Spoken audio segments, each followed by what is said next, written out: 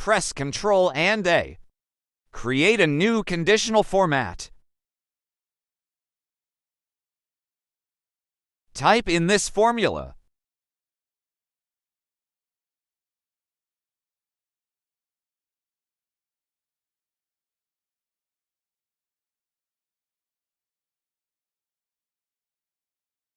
Change the format to any fill color.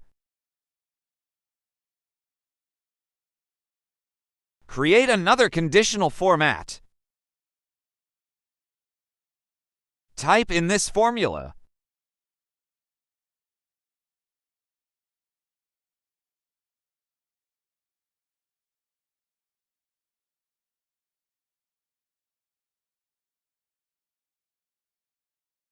Customize the format of the target cell.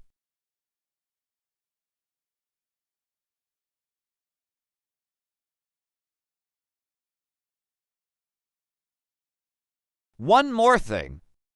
Go to View Code.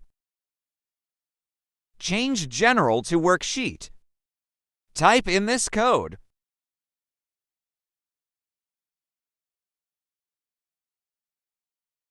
Voila! Like and follow for daily tips.